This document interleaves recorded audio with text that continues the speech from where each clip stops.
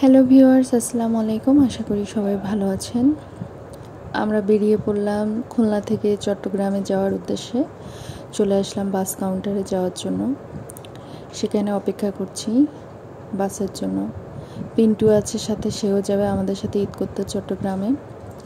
গাড়ি ছেড়ে দিয়েছে, চলে আসলাম এখানে আমরা পদ্মা সেতুতে। আসলে এই সেতুটা না দেখলে বিশ্বাস করা যাবে না যে এত সুন্দর একটা সেতু এবং এত কম সময়ে আমরা এত দ্রুত ঢাকার উদ্দেশ্যে রওনা দিতে পারছি এখান থেকেই।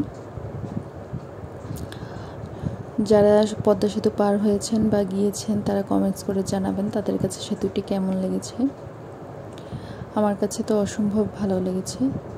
চারিদিকে লাইট এবং সেতুটাও অসম্ভব ভালো কাজ হয়েছে আমার কাছে মনে হয়েছে।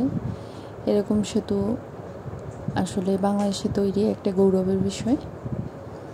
আমরা সেতু পার হচ্ছি, খুবই ভালো লাগছে। নিচে নদী, যেই নদীটা পার হতে আমাদের ঘন্টার পর ঘন্টা সময় লেগে যেত, অপেক্ষার প্রহর গুনতে হতো একের পর এক, সেখানে সেতুটি আমরা মাত্র কয়েক মিনিটেই পার হয়ে চলে যেতে পারছি এপার থেকে ওপারে। আশা করি আপনাদেরও সেতুটা নিয়ে অনেক গর্ব হচ্ছে আমার মতনই।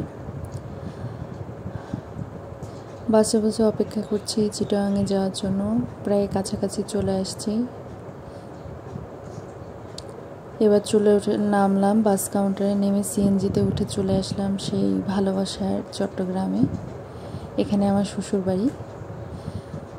সবাই মিলে একসাথে ঈদ করব। অন্যরকম মজা ভিডিও